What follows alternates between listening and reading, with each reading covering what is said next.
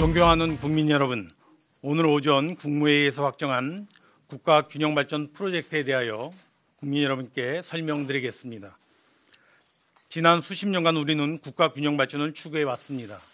하지만 아직 지역에 사시는 분들이 체감하는 수준까지 이르지는 못했습니다. 기업과 일자리의 수도권 집중이 지속되고 연구개발 투자 또한 수도권에 편중되어 지역경제의 활력이 저하되고 수도권과의 격차가 심화되고 있습니다.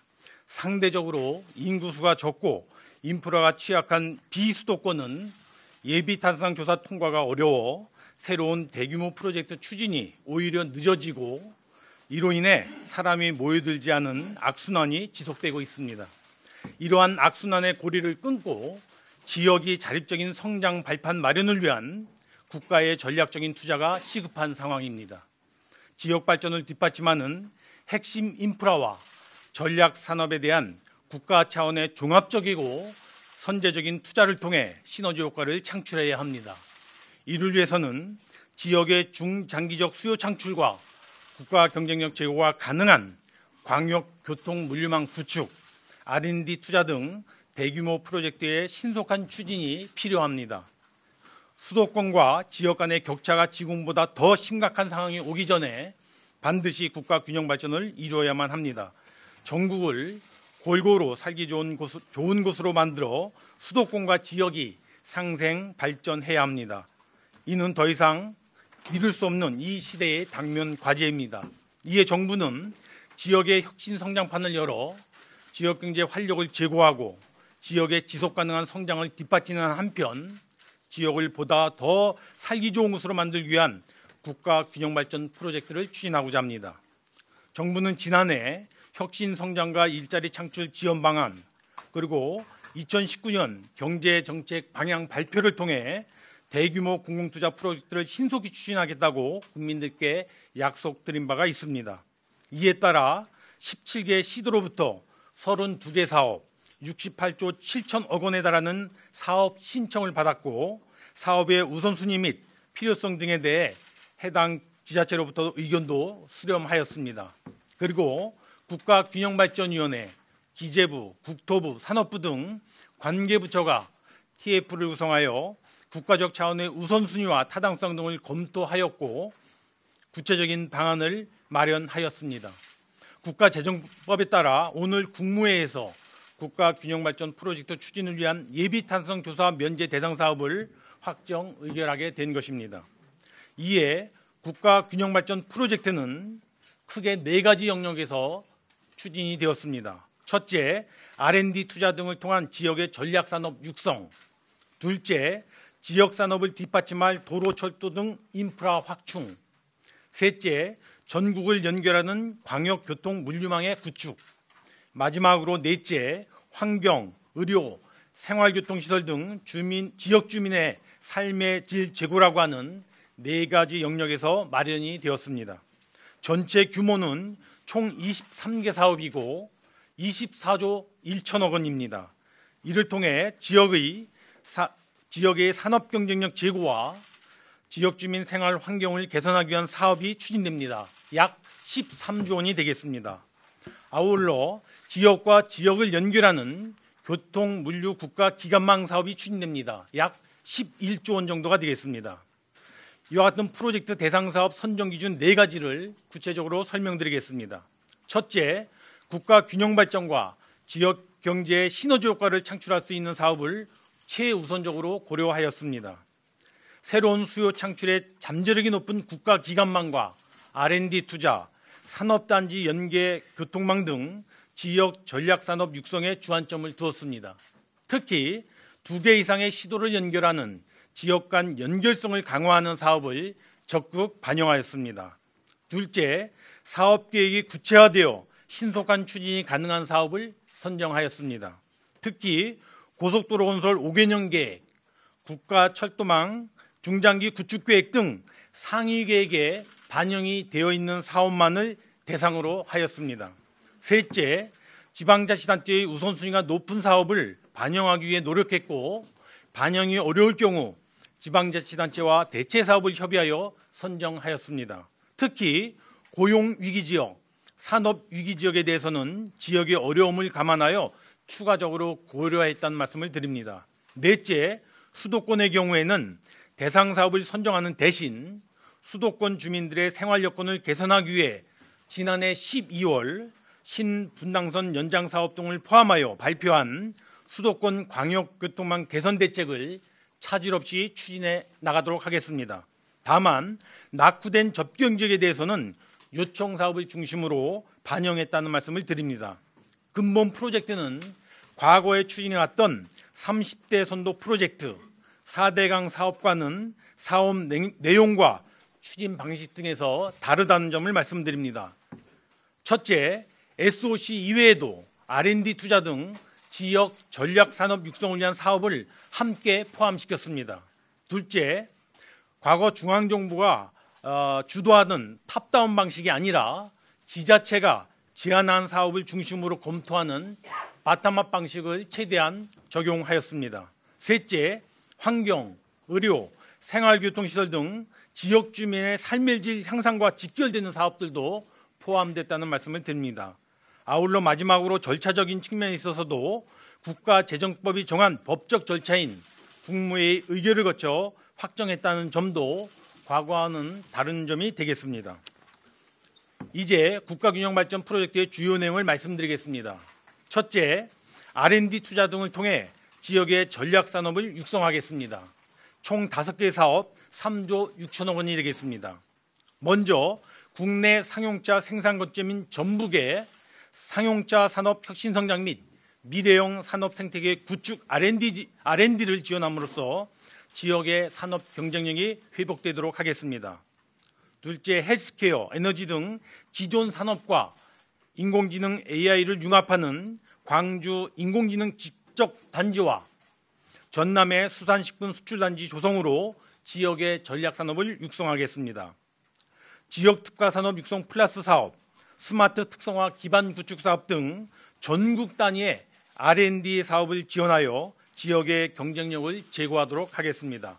둘째, 지역 산업을 뒷받침할 도로, 철도 등 인프라를 확충하여 국가 균형 발전의 초석을 마련하겠습니다. 총 7개 사업 5조 7천억 원이 되겠습니다.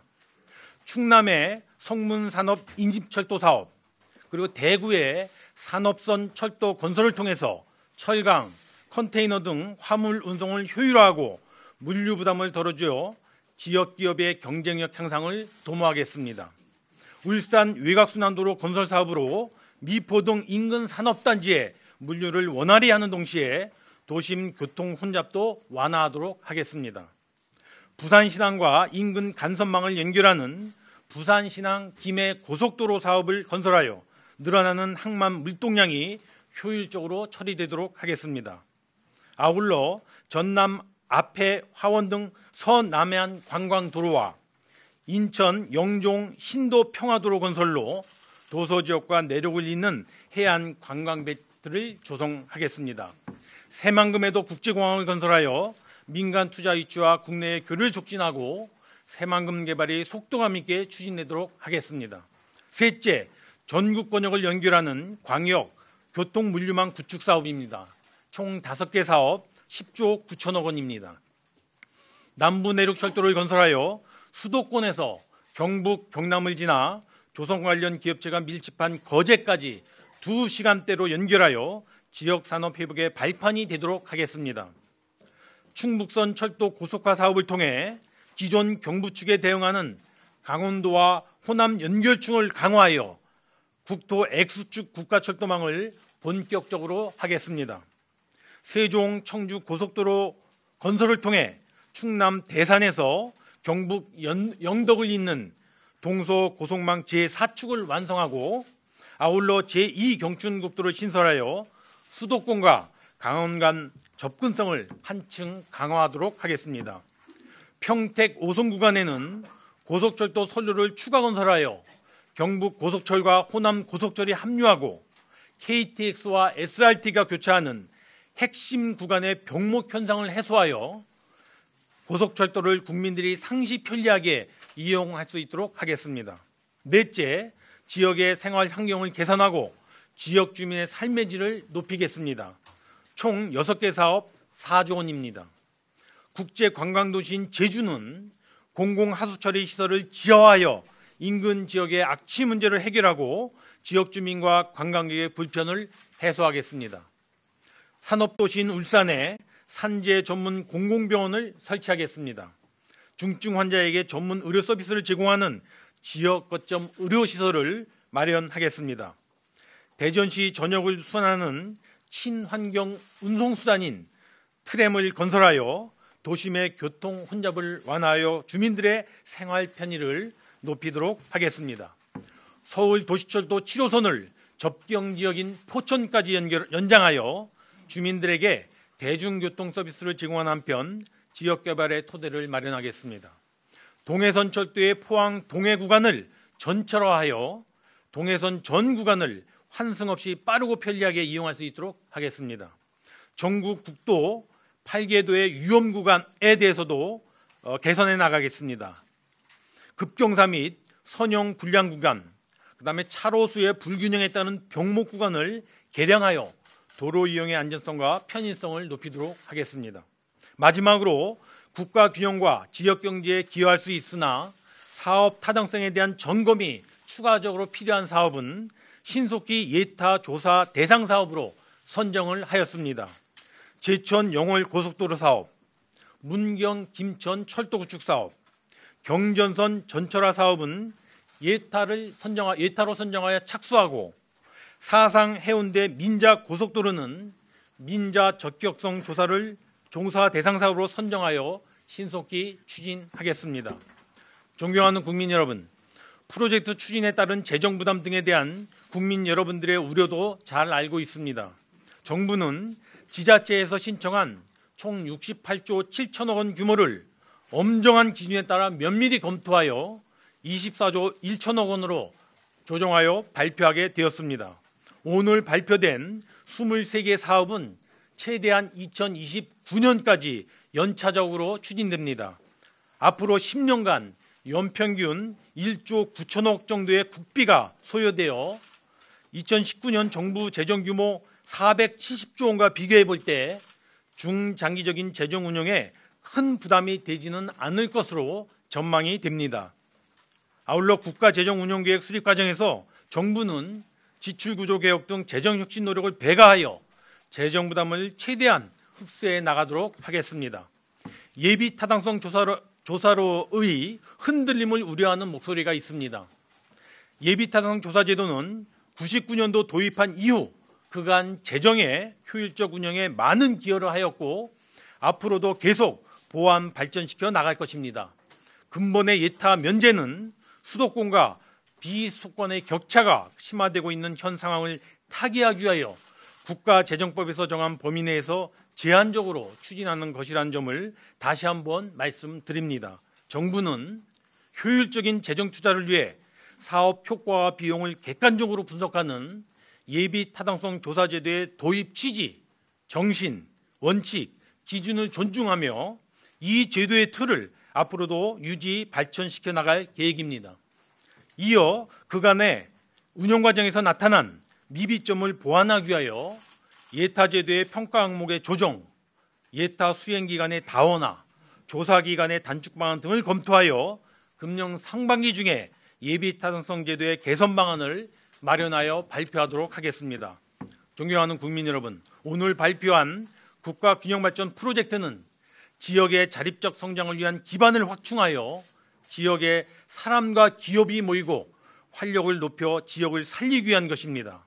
정부는 이어서 진행되는 사업계획 적정성 검토를 보다 촘촘하게 수행하고 사업 추진 과정상의 사후 관리를 철저히 해서 국민 세금이 낭비되지 않도록 최대한 노력하겠습니다.